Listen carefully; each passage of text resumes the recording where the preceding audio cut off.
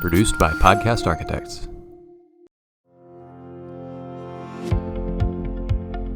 What are some of the things that you look to for inspiration, right? So when it's a bad day or it's a tough day or it's a tough moment, where do you go, other than your families, obviously, where do you go to find the inspiration, the will to say, okay, let's stay on the train. Let's keep moving.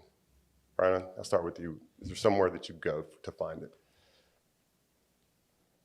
Not so much somewhere that I go, but a couple tried and true things. Oftentimes, a little bit of a workout helps me. Yeah. Like working out is a mental health thing for me, more so than it is a physical health thing, quite frankly.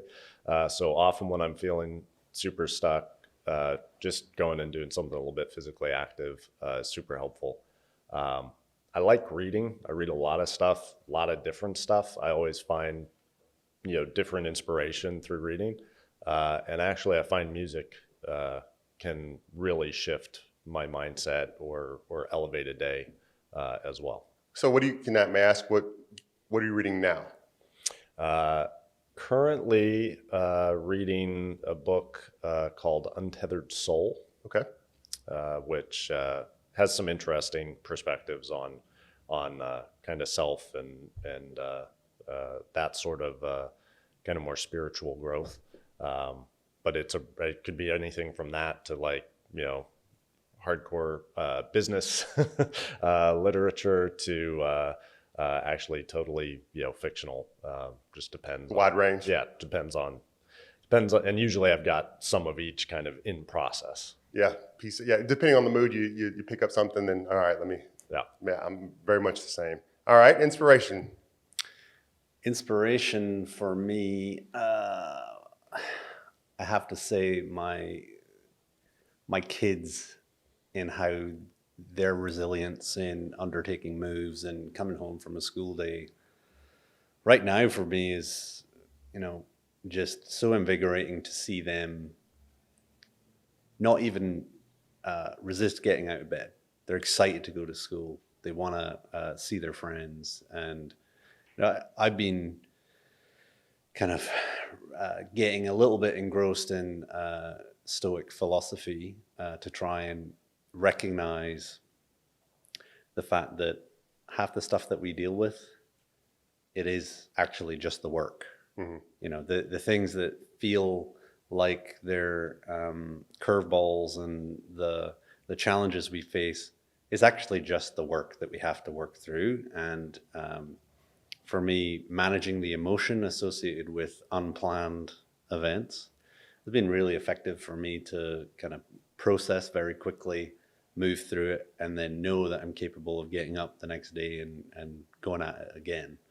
In terms of kind of disconnecting, I really find solace in going for a drive. I'll go have music loud and just be disconnected from family, from work, from everything else. And if all else fails, as my wife would tell you, I'll go get a chainsaw and cut down a tree. More code for yard work, but physical physical exertion definitely helps. Yeah, I find you do your best thinking. Like I love to work out too. That time alone where I'm working out, it helps me work through a lot of problems, a lot of strategy at times. It just kind of clears the muddiness in my head, and I think it's key that we continue to find those opportunities to do that, because if you're on a bullet train, there's a lot going on, and you've got to take that time. I know we talked a little bit yesterday about where we are as a kind of a country and a city and a state, and just the 2 years. It's been 2 years of craziness. Yeah. I do want your perspective on this, because one of the things that I do feel is when you have chaos and you have some things that cause a lot of change, you can either kind of back up from it and lament it, and rightfully so, right? Because it's been damaging to a lot of people.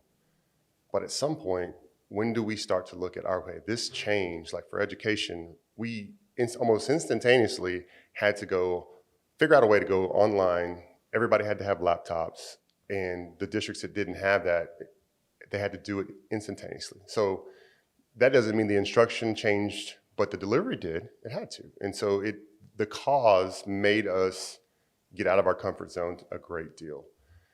How do we use our current space to kind of innovate and keep that framework where I feel like a lot of people are backing up and saying, okay, well, let's just pause, where I feel like there's opportunity to let's be mindful, but let's not pause, right? Let's go forward and continue to innovate. Is there some things that you're keying in on that says, all right, this is a way we can continue to expand or innovate or think through what's next?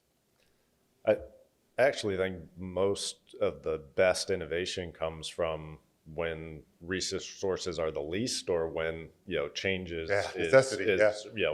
thrust upon you. So I would agree with your sentiment that as challenges come up, and we faced a lot, right? Take your pick. There've been a lot of them in a lot of different ways, and I don't mean it in a cliche way, but those challenges actually are opportunities. Right, and there are an opportunity to try something different. And through doing that and being intentional about doing that, I think presents a lot of opportunity right now. And over the last couple of years, I think you've seen it. I think districts have figured out how to continue delivering despite all of the challenges. And I think there's a chance then to continue intentionally taking some of those things that felt like a necessity to just figure out, but now take them a step further. Right. And really be reflective on, okay, what worked or didn't work in that initial reaction. And then how could we take it further, and how could it apply more broadly in the service of the mission? And I think organizations and even individuals who just have that mindset of, okay, I'm going to iterate on this some more. I'm going to try it again. And you see that, I think it's something that I think the tech industry, which increasingly permeates all of our lives. Sure. They do really well, right? Rapid prototyping, fail fast, figure it out, give it a try.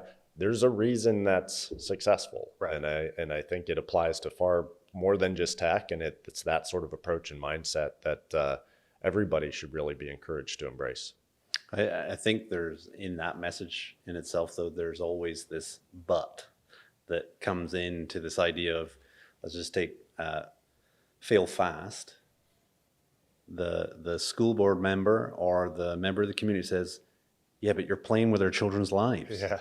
So what's the gamble? What's the cost? What's the benefit? Like this transposition of business sense to, a social justice outcome and the education of kids, I think has been the tension all along. It's not like people didn't think about technology and its potential role in delivery.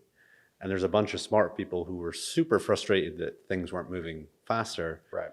COVID came about to force the hand to make it happen where failure was no option. I'd be interested to really work with districts to identify, okay, if the focus is the outcome of the child, let's actually compartmentalize what we think the real risk is of incrementing modernization or doing something different in the way that buildings are delivered or how they manage the administration, because it's not all actually going to permeate through to a direct impact. And even if there's a risk of an impact, we then have to level what's the likelihood, Right. and what's the mitigation that we can put in place, and I think, like anything, when kids are involved, people start to move into absolutes. I think all the things Brian mentioned, every organization and every school, every district is an organization. They owe it to themselves and the people that work within it to really question, what do we need to be developing and expanding or challenging as the status quo in order to create an environment where you have engaged teachers and administrators who are then supporting, as a result, better outcomes for the kids in the district. A lot of folks are kind of stuck with this direct binary assessment of, well, we need to do this, and what does that get me? Mm-hmm. Obviously, it's a far more complex equation than that. But part of our job is really to help people step through, what's the idea? How does that idea translate to an actual action plan? And how do we really structure around mitigations of any potential negative outcomes so that they can confidently move forward with a plan to do something different and move the ball forward. I'll add one other thing, because you prompted a thought too, though, which is that I think things do move slower in education generally. That's okay. It's also, though, an opportunity right now, I think, to look at the general model that has been across the board in the US was primarily set up for industry in a world that has now changed a lot. And so I think there's opportunities, and another book that I've read that I enjoy a lot is Drive. I think Pink is the name of the author, but really talking about what motivates individuals through the lens of in careers, and makes the case that it's really autonomy, mastery, and purpose. Yes. And providing those three things, and then has just a small little chapter at the back of it that touches on education, but says, well, if that's really what today is what's needed to be successful in most post-education portions of life, then that probably ought to be bigger parts of what we're working into education in various different ways.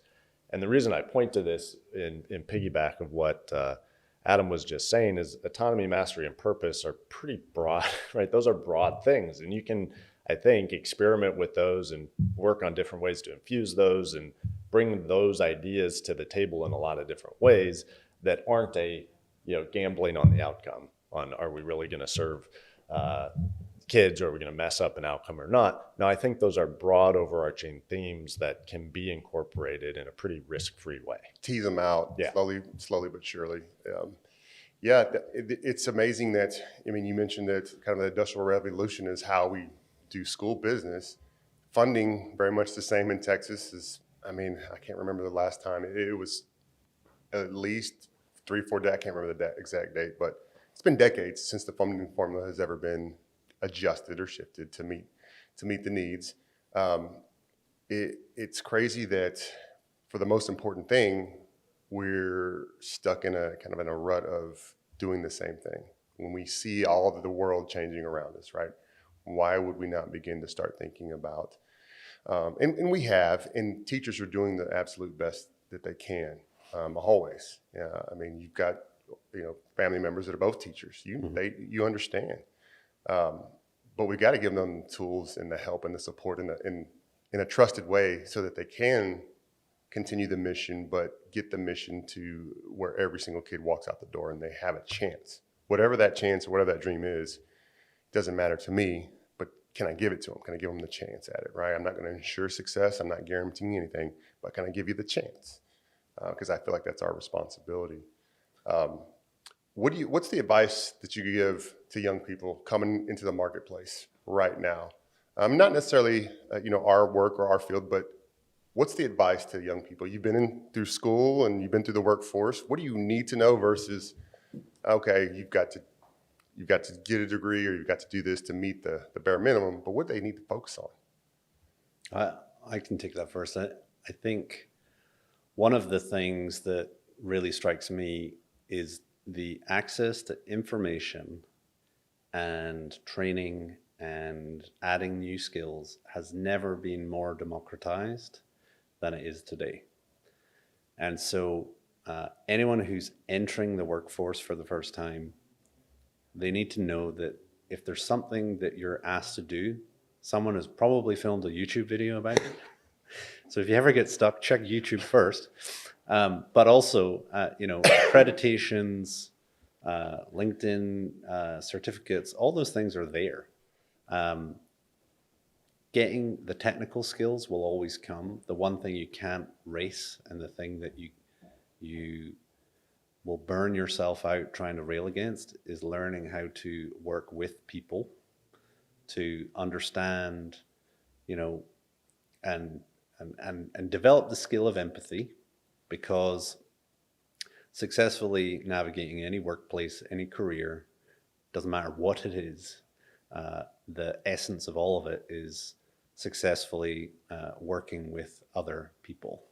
And that is something that you cannot get.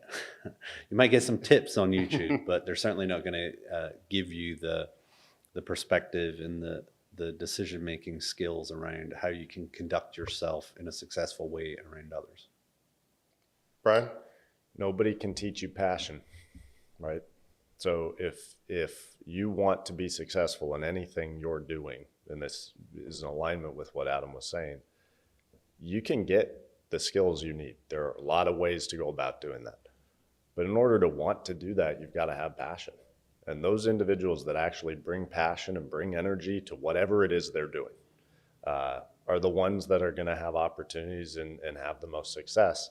And as a leader of a people organization and growing, it's really a very clear signal, and you can tell when people have passion. Yes. And there's nothing anybody can do to make somebody else passionate.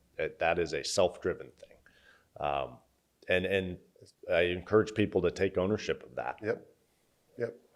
I do want, this is a selfish question, partly because everything goes back to basketball with me, right? So coaching my own kids and trying to teach them as best I can, my continual message is, if you want to be good, there are sacrifices that have to be made to do that. There's no way around it.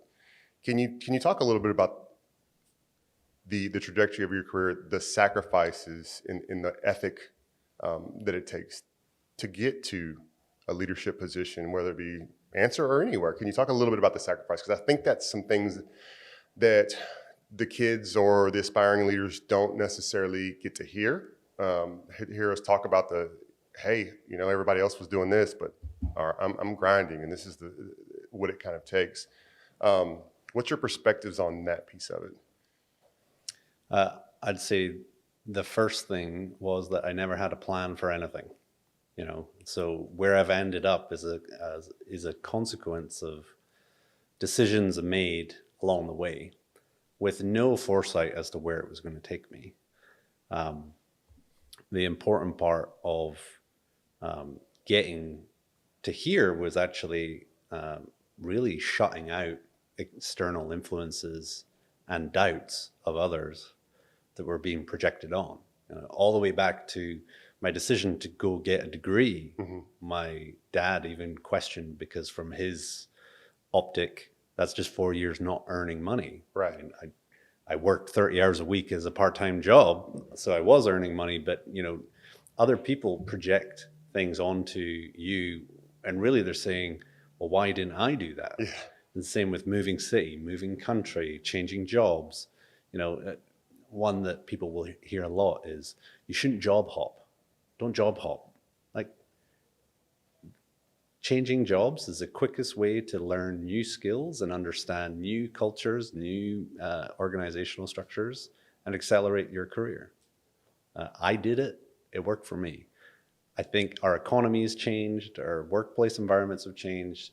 If you think that staying in one place for a long time is going to actually deliver you a career path, it's not a given anymore. Right. That has changed. To use the colloquial term, you got to shut out the haters too, because there's lots of people along the way who, as they see you achieve the results of putting in that work, mm-hmm. they're going to want to pull you down. So having a laser focus on where really it's about the direction you want to go as opposed to the destination. I want to move forward, and I want to keep challenging myself, and want to keep attaining successes for myself. So I want to say I'm going to do something, and I'm going to do it, and I'm going to move through it. That needs to be a focus, because there's a whole bunch of noise that will try and take you away from that mm-hmm. focus. I think it's a Phil Jackson quote, but I'm hesitating because I don't want to misquote Phil Jackson. But I think it was in one of his books, and this is a phrase I like a lot.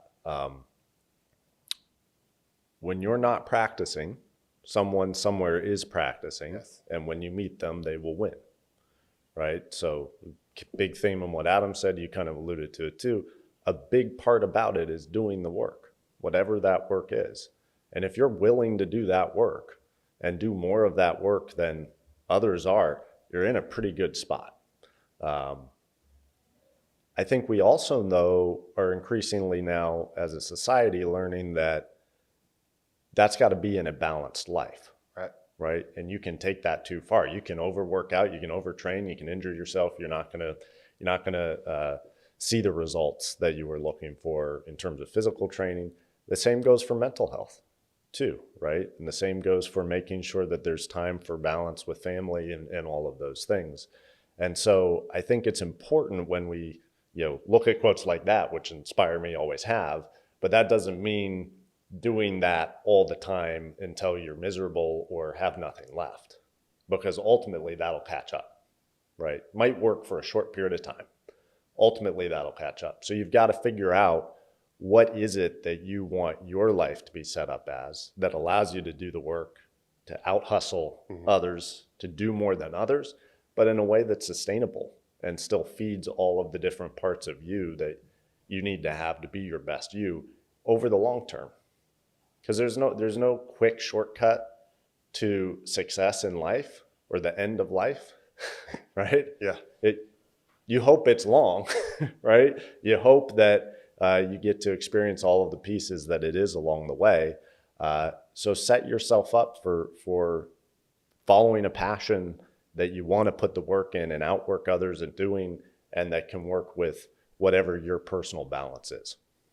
I think one of the best pieces of advice I ever received was when I was frustrated about the progress that we were making on a particular project.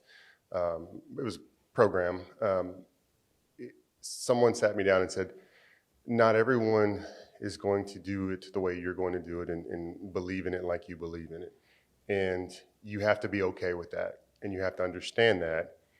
And that doesn't mean that they are not as capable or don't work as hard. But you're not going to do that, just as you're not going to love something like somebody else does.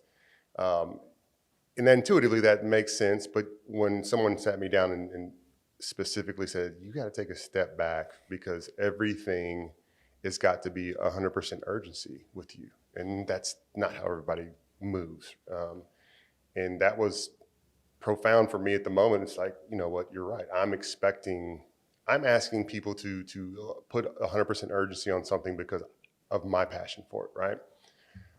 And I say that to ask the question, what's the best piece of advice or something that's been very helpful that you can recall in your career path? It was like a moment of, okay, I need to, let me reflect on that. Is there something that you can, someone or something that, a nugget that was given to you as you were moving in your career? I would say even further back than my career, one of my pivotal moments in my education was when my English teacher pulled me aside when I'd flunked a test. And I basically complained that, I don't know why I'm not getting it. I don't know why I don't flunk tests. Like, right. Why is this happening? And he's like, because you've never had to try. I'd sailed all the way through, right. Elementary, middle school, and I'm in high school, and it's just finally getting challenging. And he's like, it's not that you're not intelligent, it's right. that you don't actually know how to work and put in the work to pass the test, because you haven't engaged in understanding that there will be some effort that you need to put in. And to this day, I still hear that conversation played back at me when I'm getting really frustrated with something not working, or I'm kind of just talking past someone, and it charted a course for me to really recognize that it's not the test's fault. There's not a problem with the test. The problem's inside me, and I need to focus on, how I need to recenter myself around the problem and navigate it. And it's kind of universal in my way that I approach challenges. I've managed to take it to a place where, the thrill of being able to overcome the obstacle yes. is far more important than the fact that I've hit the obstacle in the first place. And that's funny because we're always lamenting, like parents, that, well, how come they didn't get an A? And you're like, there's quality and good learning from the productive struggle, right? So if there's a productive, they got a C for this time, but the productive struggle to get that C, it's hard. It's hard as a parent because I worry about my what? It's third grade. You can't get straight A's, but there's quality in that productive struggle. Brian, anything that you can think back and say, man, this was I feel like every day I have one. so there's a lot. I'm going to go with something that actually was really introduced to through a program that we have at Anser. It's called our Elevate Management and Leadership Program. We had about 19 folks across the organization go through that program last year. And one of the pieces within that program, which we partnered with Rollins College and the Crummer School of Business to provide, was around this concept of every challenge or problem should be looked at through 6 different hats, 6 different thinking hats. And each of us as individuals are probably predisposed to more naturally wear one, maybe 2 of those hats, and probably are pretty oblivious to the other ones, even though, and so somebody else approaching the same challenge or problem might be wearing a different hat. Right. There might be a lot of conflict there. They're both valid and important hats. So those 6 hats, which I feel like I just constantly, anytime I'm up against something and there's friction, and I'm also, Adam's heard me say this how many times now? Like 8, a lot. Yeah. Maybe. So you plug your ears. I was saying there are 6 hats. First one is the yellow hat, which is, hey, what's kind of the positive judgment? What could go well around this? What are the opportunities around this? Flip side of that is critical judgment, which is the black hat. What could go wrong? How are there issues here? right. If somebody's approaching it from yellow hat and a black hat, both valid, right? Every scenario has both of those. There's going to be a lot of conflict there. The next kind of pair is the white hat, which is facts and information and kind of detailed gathering that. And then the flip side of that is big picture, right? Big picture, what does that look like? And then there's the kind of learning or innovation side, which is, okay, what might be different or how could we do this differently? And then the final hat, which is the red hat, is feelings and emotions, right? So you have a red hat, feelings and emotions, working with somebody wearing the white hat, facts and information, and you're both valid. You're probably not speaking the same language. Yeah. And you could be looking at, big picture and not looking at, well, what are the opportunities to learn or innovate? So that to me is pretty much every scenario that ever comes up in life is an opportunity for me to go, oh, this is the hat I'm wearing. I wonder where everybody else is coming to the same discussion from. Interesting. In the educational world, so the emotions is the English department and the facts is the math department, and rarely can they agree on the path of, hey, this is how we need to, it's just the facts and only the facts, or no, we need to invest in, so I'm a former English teacher, so I understand that piece of it. Switching gears a little bit, what is the funniest thing that you've seen on a call, if you can share? Like, you've been, how many, I can't imagine how many video chats you've had to be on in the past, I don't know, 5 years. Is there anything that's just struck you as like, that is pretty fun, like, or something that's distracted you? Because I get distracted easy. Like if somebody's doing something that's a little quirky or a little off, like I'm like a ferret. I'll start like, what are they doing over there? I can't think of a kind of funny thing, but I'm still astounded that 2+ years into this whole hybrid working that people can't find the mute button when they're in their car. There's always a culprit. It's like, oh, I'm in the car, and everyone has to listen to the noise in the background. I think I also sometimes question, and people will laugh at me for this, because the background behind my desk seems to change all the time, thanks to my wife. But some folks have some very strange things in the background that they haven't really thought about what's in the frame. Anything come to mind? No, I couldn't possibly comment. Okay. I'm struggling on that one. I mean, every day there's something that's worth a little chuckle, but there's nothing that's story worthy. I got to think that since you're a basketball guy, I know I have done the sports coat button up or the suit jacket tie with the basketball shorts. Yeah. Okay. I just want to make sure I'm not the only one. I don't think anybody can see me right now. For all we know, I'm wearing shorts right now too. One thing I'll add though is more video calls should start with a little nice background music.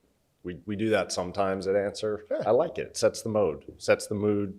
Everybody's able to get on the same page and get into similar energy versus the obligatory 5 minute. Well, we're waiting for so and so to get on, and just a little bit of music. So I do have to warn you both that when part of my role, it wasn't part of my role. Who am I kidding?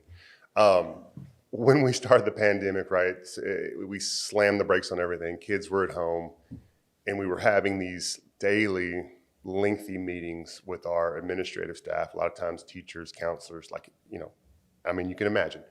And the mood was not good because we're trying to figure it out. And so I am very much one. I'm going to try to break the tension, and I'm gonna do it in a way that's hopefully going to make people laugh and just like, all right, let's bring the temperature down. So I was the one that if we're going to be on a big Zoom call, especially if I have to speak and the tension is there, like I would always have on something crazy. Like one day I wore my basketball jersey and we just fell out my sleeves, and then we did receive some gifts for our Christmas gifts, and it was a compilation of all, like a scarf, and then I had a vest, a sleeveless vest, and so it was always to break the tension because you're right, you don't know where people are coming from, and they're trying to get on and do their work, but you don't know.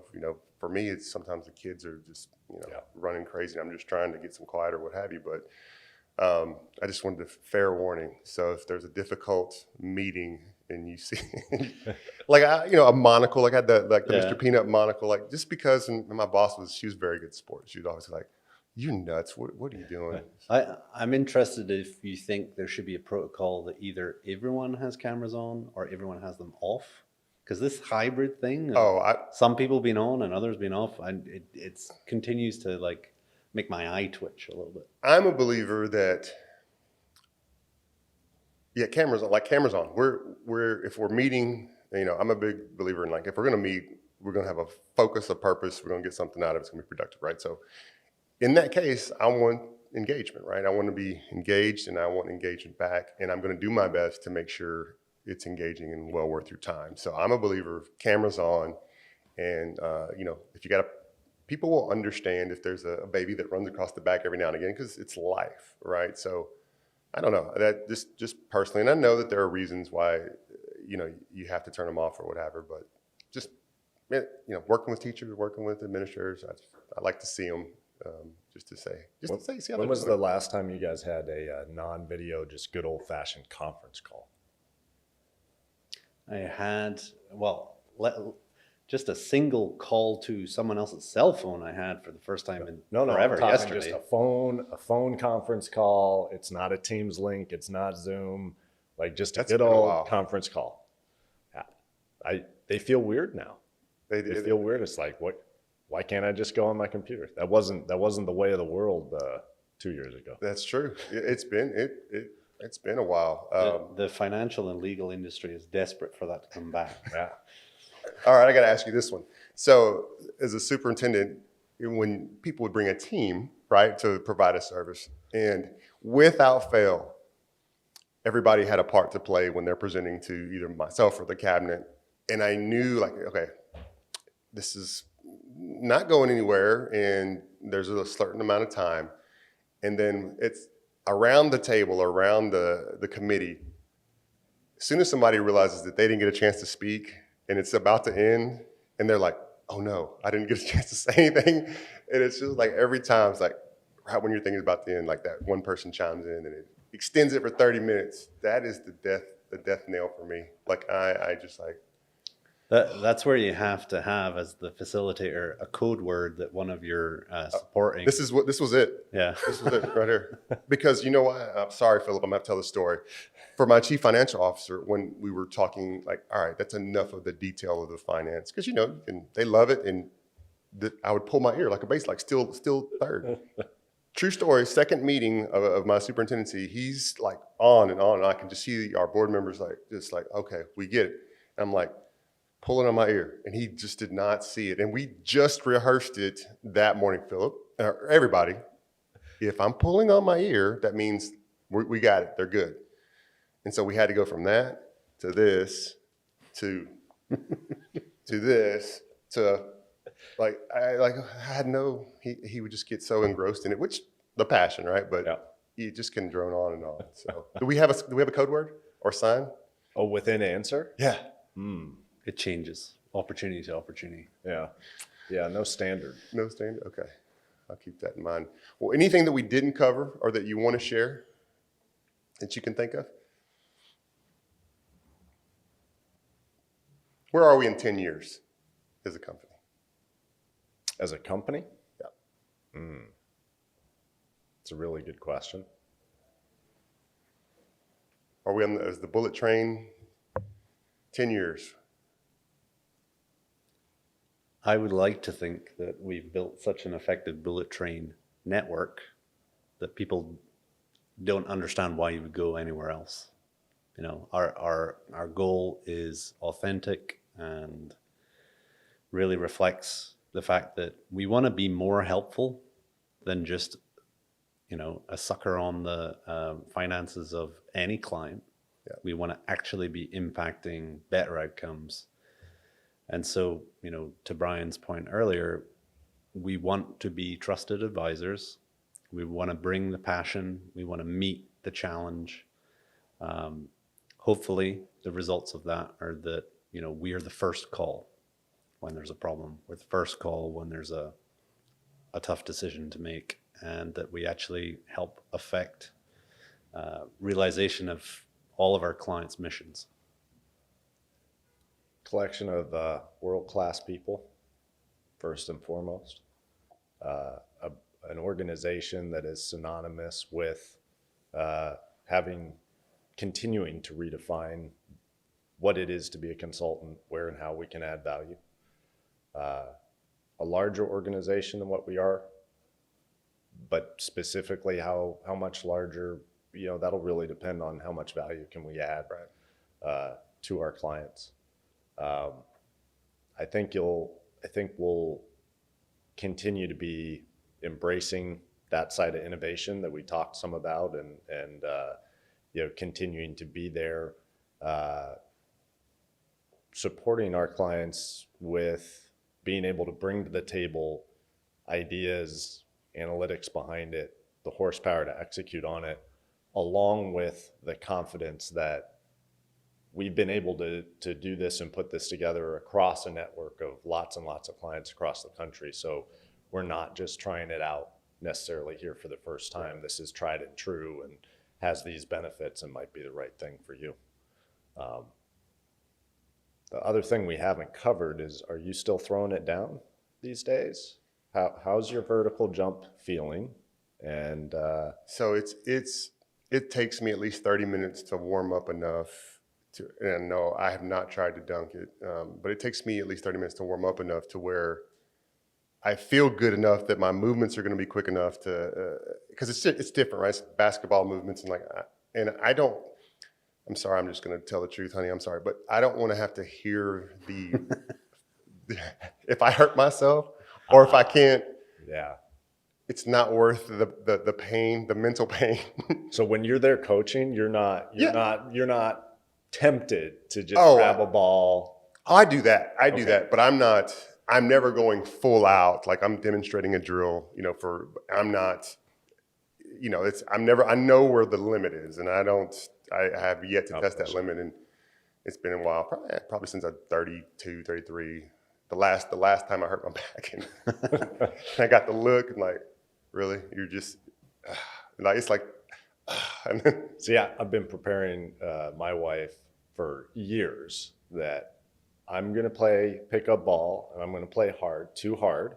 And ultimately I will rupture my Achilles and then I'll pretty much be done. But up until that point, like that's how this is going to go. So I haven't done that yet, but I'm very aware that that's how this is going to go down.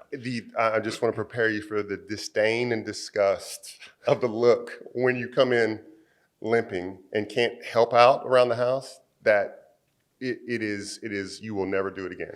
And my best friend and my college teammate tore his Achilles. Oh yeah. And doing the same thing. He's like, I want to go back to the hospital. Like it's not, I'm like, I told you, you got to shut it down, man. We're not that, we can't make those movements anymore. So yeah, no, I have not tried to throw it down in a while and probably won't. Oh, it's my 7-foot goal. I can do that. I think you need to get on a training regimen because I think we're going to have a inner Anser Texas team. Yeah. Because then when you start, because when I get, that's the worst. Like when it's a challenge, then it's all, oh, okay, that's different level. Are we going to talk about career development again when your CEO challenges you to a game and what you're supposed to do? No, with not it? challenging him to a game. But If you I'm trying to boost the ringers on the team. So if you tell me that I can't, or that I can't get into shape enough to do it, then that's where it's like a dare. It's like, my wife knows that too. Like if she wants like me to do something, like, well, you probably couldn't do that. Yeah. What? And then it's all of a sudden, oh no, you can't tell me that. I just heard that you can't dunk anymore. So that's what I heard. I think everybody else probably heard it. I'm gonna have to pre-approve my FML because I'm out for 6 to 8 weeks with a pulled butt cheek because I couldn't dunk. So no, I'll try. I'll see what I can do. All right. But hey, thank you guys for your time, and more importantly than that, thank you for the opportunity. I'm very excited. I'm very excited, and I will tell you that the people that are close to me see the excitement and the passion, and that's rewarding for them, and that's important. So thank you both, and I look forward to doing some great things and continuing my mission and our collective mission. Thank you. You got it.